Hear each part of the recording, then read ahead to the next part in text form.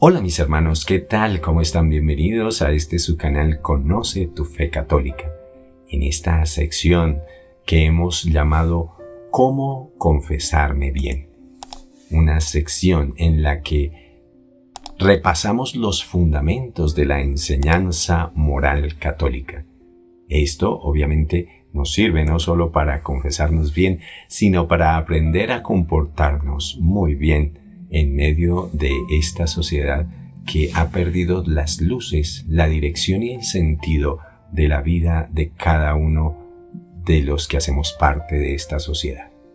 Pues con la idea de volver a centrarnos en lo fundamental, en lo importante, de encontrarle sentido a esta vida que vivimos, que no es otro que vivir en Cristo, pues tenemos este curso para ustedes con todo el amor de nuestro Señor Jesucristo hacia cada uno de ustedes, mis hermanos. El tema de hoy es cómo se relacionan la religión y la moral.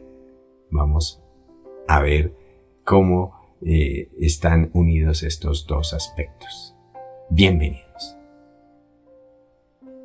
Vamos a tratar de responder una pregunta importante. ¿Podemos ser bondadosos sin Dios?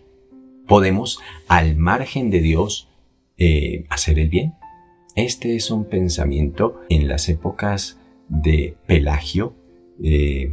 Este personaje estableció que no era necesariamente importante vivir en relación con Dios para poder ser buenos, que cualquier persona espontáneamente podía ser buena sin la ayuda de Dios.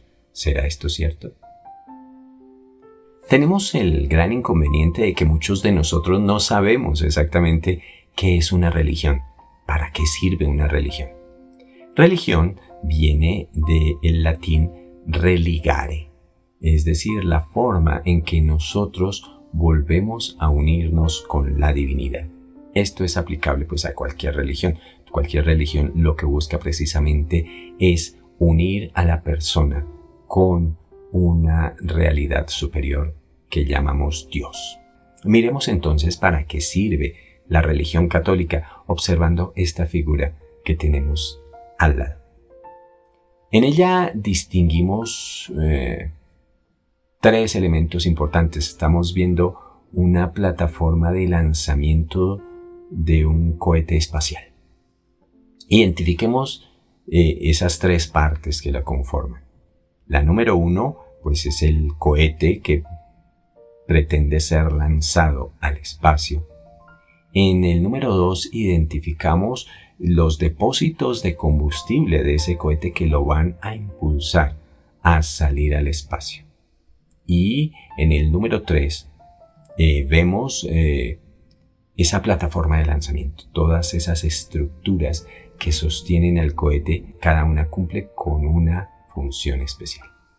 Pues bien, nuestra vida está en una cuenta regresiva hacia el momento en que tengamos que despegar de este mundo, que es en el momento en el que nosotros llamamos la muerte.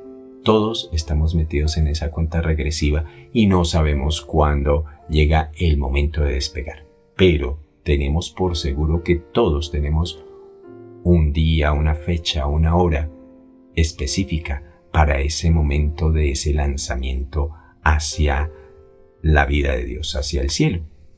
Pues bien, miremos las condiciones y qué tiene que ver la religión en todo este asunto.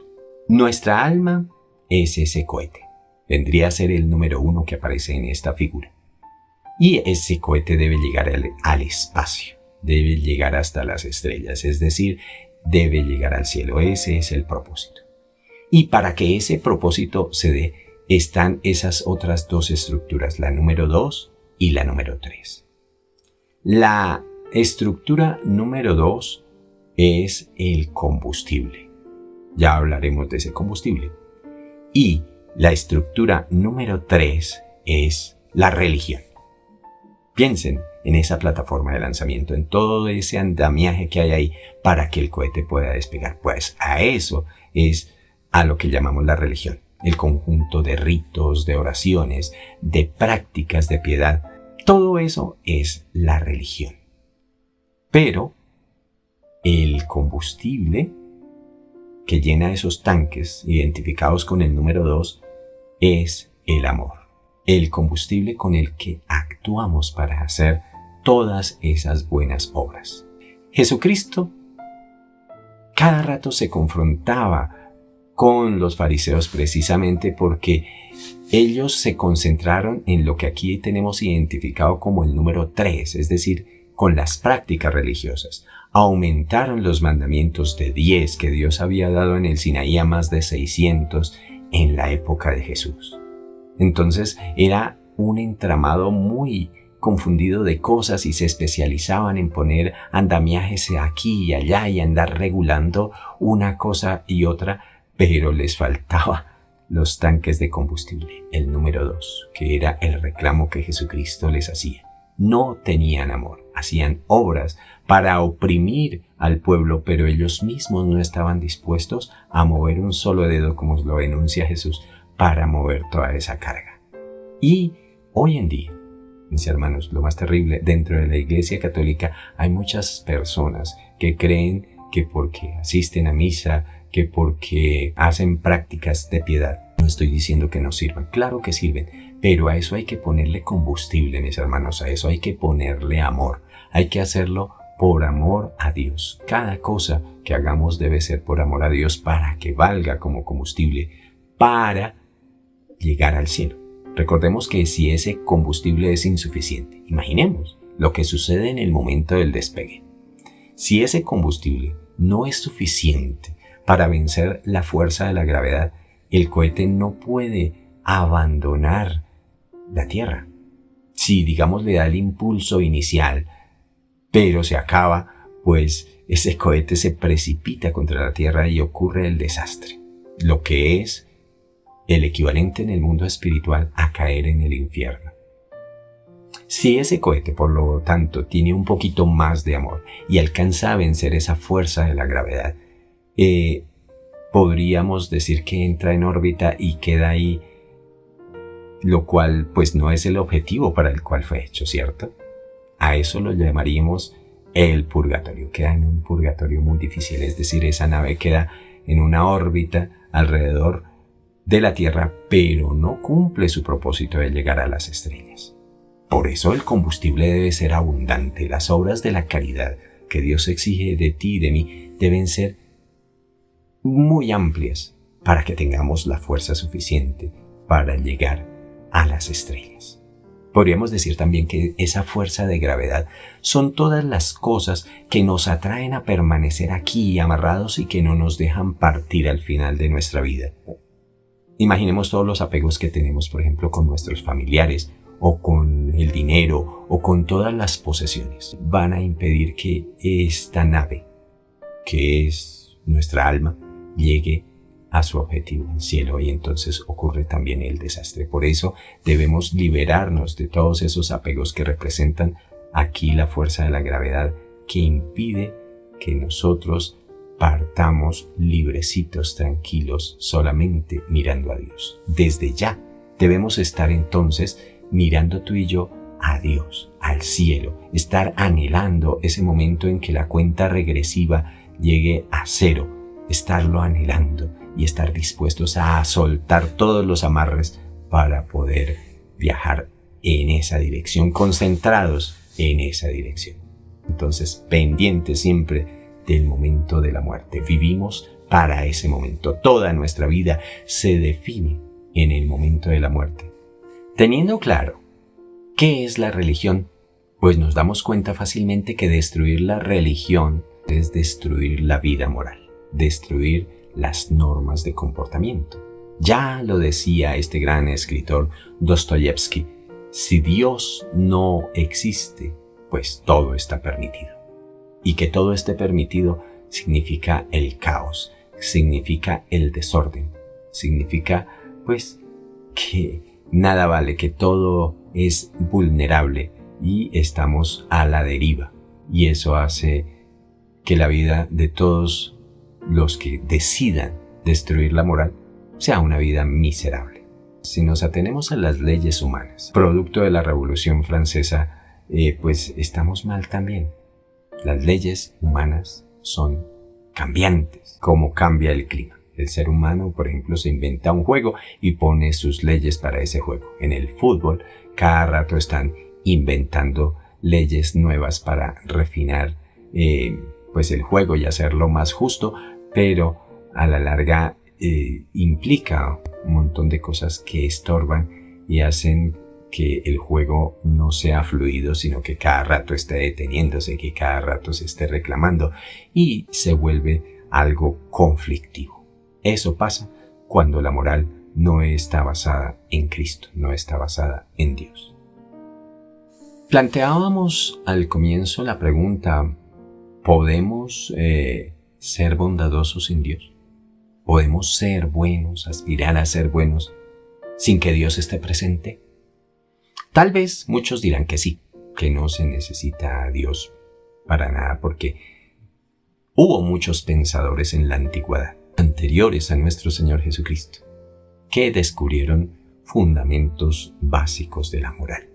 Entonces, recordemos a un Sócrates, a un Platón, a un Aristóteles, a un Cicerón, a un Confucio o a un Lao Tse. De acuerdo con lo que dice San Pablo a los romanos, pues podemos entonces hablar de que puede haber una verdadera moral sin conocer la religión. Todo ser humano, por el hecho de ser ser humano, tiene inscrito en su corazón esa ley moral. Lo que pasa es que está incompleta. De la misma manera que Dios nos ha creado, ha impuesto sus normas y sus reglas. Por lo tanto, Dios es la causa y el fin último de la moral. Existe una ley moral que es objetiva, que es universalmente obligatoria y que está manifestada en los 10 mandamientos. En conclusión, podemos decir que todos los hombres conocemos la ley moral, pero solo algunos conocemos, por fortuna, al dador de esa ley moral. En todo sistema humano existen unas reglas básicas, una manera de comportarse. El conocimiento de la ley moral es parcial, mientras el ser humano no tiene conocimiento de la revelación divina manifestada en nuestro Señor Jesucristo, ya que por medio de la revelación podemos completar lo que le falta a la razón natural para que la ley moral entonces sea perfecta. ¿Por qué? Pues nuestro conocimiento es falible en todos los campos. Tenemos que ir avanzando. A lo largo de la historia se ha hecho así, a través de probar y equivocarse y volver a recapitular y refinar y encontrar los errores y corregirlos. Eso pasa en todos los campos, en todos los temas, incluso en la moral. El hecho de que nos equivoquemos moralmente significa que el pecado original hace notar sus consecuencias ahí. Pero la revelación divina viene a subsanar esas deficiencias y a mostrarnos la verdadera plenitud en la revelación de Dios. Existe entonces el razonamiento natural. Todos los seres humanos, por el hecho de poder razonar, podemos reconocer que cometemos errores. Entonces, adquirimos ese conocimiento moral y nos damos cuenta de que hay actos que están mal, sin necesidad de tener ninguna religión. Sabemos claramente que, por ejemplo, matar, robar y mentir es algo que está mal, sin tener nada que ver ahí la religión. Vemos que no es posible, realmente no es posible ser buenos sin la ayuda de Dios. ¿Por qué? Porque Dios, como dice este otro esquema, es la única fuente de toda la bondad. Es el origen de todas las cosas y de Él procede la bondad. Por fuera de Dios no es posible realizar el bien, o si se hace un remedio de bien será de una manera siempre imperfecta. Y es que Dios nos ayuda con su gracia. Cuando una persona es buena, lo es solo y únicamente por la gracia de Dios, aunque esta persona ni se dé cuenta que existe. Dios es el único que merece todo el crédito, todo el agradecimiento, porque como dice la carta del apóstol Santiago 1:17, toda dádiva buena y todo don perfecto proviene de lo alto. Ahora sí entramos a lo bueno. Entonces, ¿qué ventaja tiene ser católico? Pues todos sabemos que las oportunidades de tener éxito en cualquier campo del saber aumentan entre más se conozca, se estudie y se especialice en ese campo. Pues, si yo puedo ser bueno ya de entrada, pues ¿por qué no ser perfecto? A ver, ¿qué hay en contra de buscar la perfección?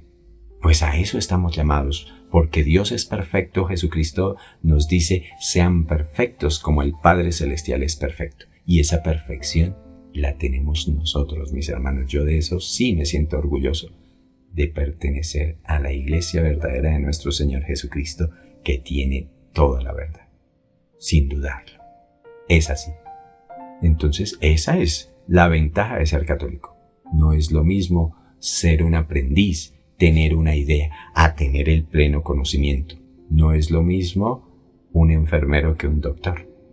Hay grados de especialización y entonces estamos llamados a eso, a la perfección. Sabiendo entonces que hay muchas maneras de actuar, pues tú y yo estamos invitados a hacerlo de la mejor manera posible. ¿Quién de ustedes quiere vivir una vida mediocre, una vida sin sentido? No, queremos vivir una vida plena, una vida que valga la pena ser vivida. Ese es el propósito de nuestra vida. No sé, ¿tú qué estás pensando? ¿Puedes vivir tranquilo una vida sabiendo que pudiste haberlo hecho mejor? Pensemos en ese momento de la muerte. ¿Qué pensarías? ¿Estarías de acuerdo? ¿Cómo has vivido tu vida? ¿Tienes esa conciencia que te grita que podías haberlo hecho mejor, pero que por negligencia no lo hiciste? Debes pensar cómo quieres llegar a ese momento del encuentro definitivo con Dios. Piensa qué ocurriría si murieras en este momento. ¿A dónde irías?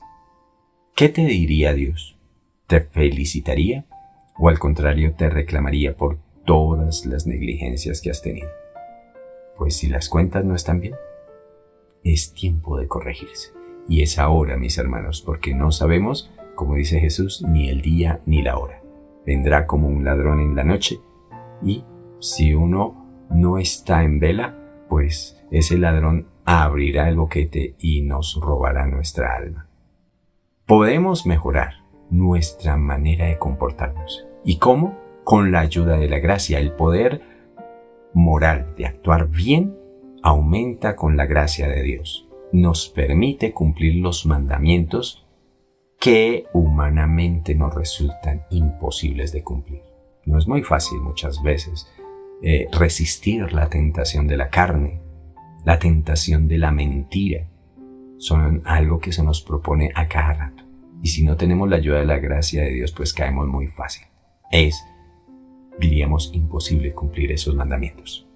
Pero qué alegría saber que con la ayuda de la gracia podemos vencer. Esa gracia santificante solo se nos da a través de los sacramentos y únicamente en la Iglesia Católica.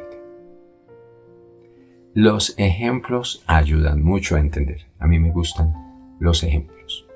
La diferencia se nota muchísimo. Con la ayuda de la gracia nuestra vida moral se potencia. Quiero comparar, mediante este diagrama que tenemos al lado, nuestra propia vida como seres humanos en general, como si nosotros fuésemos una embarcación. Piense allá usted, hágase la idea de que usted es una barquita, una barca que está ahí sobre el agua de la vida. Vivimos una vida normal como la de cualquier ser vivo. No nos diferenciamos de cualquier otro ser que exista. Partiendo de ahí, entonces, ¿qué tal si a esa barca que somos nosotros mismos le agregamos unos remos? Esos remos vienen a ser el conocimiento natural del que hemos hablado aquí, es decir, esas ideas que tenían los grandes pensadores antes de Cristo. Le dan unos remos para que pueda vivir en comunidad o pueda sobrevivir. Pero ¿qué tal si mejoramos esa barca? Si mejoramos nuestra vida y en vez de remos, o además de los remos, le agregamos una vela. El viento va a impulsar esa barca gracias a esa vela y va a poder avanzar de una manera más rápida. Eso equivale al conocimiento de la moral cristiana. Agregar esa vela entonces es tener este conocimiento que nos ayuda a ir más fácil. Pero si adicionalmente a nuestra barca, que somos nosotros, le agregamos un motor, pues ese motor nos ayuda a avanzar de manera eficiente y sin esfuerzo. Eso, mis hermanos, ese motor representa la vida de la gracia, vivir en la gracia de Dios mediante los sacramentos. Entonces, no es lo mismo un cristiano o un ateo con respecto a un cristiano católico que verdaderamente vive su fe. Un cristiano convencido, viviendo en la gracia de Dios por medio de los sacramentos, avanza años luz en esta vida, gracias a que tiene esa ayuda particular. Y es ahí donde se originan los santos. Por otro lado, pero siguiendo esta misma línea, el cristiano católico tiene una gran ventaja que otros seres humanos no tienen, y es que se necesitan, para ser católico, alguien que equilibre la bondad con la verdad. Uno puede ser bueno, pero bueno es cualquiera. ¿Qué le hace falta? Pues tener la verdad, el conocimiento de la verdad que está en nuestro Señor Jesucristo para poder complementarse bien. No es simplemente ser bueno, no se trata simplemente de ser bueno, sino que hay que conocer la verdad para orientar esa bondad. No podemos descuidar ninguna de las dos. El católico requiere ser bondadoso, pero también caminar en la verdad para que esa bondad sea efectiva. Alguien se preguntará entonces, ¿para qué ser católico si se puede tener una vida moral natural así nomás? Pues esta persona está diciendo implícitamente que no le importa la verdad, que es simplemente ser bueno y ya. No le importa. Está diciendo que no le importa conocer a Dios, que es la verdad. Jesucristo dijo: yo soy el camino, la verdad y la vida. ¿Acaso prefieres la mentira en tu vida? Ser bondadoso, pero con mentira. No. Ahí hay algo que no funciona, ¿cierto? Ser bueno es importante, claro que sí, pero también es importante estar fundamentado en la verdad para que esa bondad sea efectiva. Pues entonces la conclusión es bondad y verdad, que esa bondad se manifieste en la gloria de Dios, que sea para la gloria de Dios. Mis hermanos, gracias por vernos, gracias porque vamos avanzando en este curso de moral para que eventualmente no solo nos podamos confesar bien, sino que vivamos una vida moral que sea para la gloria de Dios. Comparte con todos aquellos que sabes que necesitan esta información. Recuerda que ayudando a salvar otras almas, estás ayudando a salvar la tuya propia.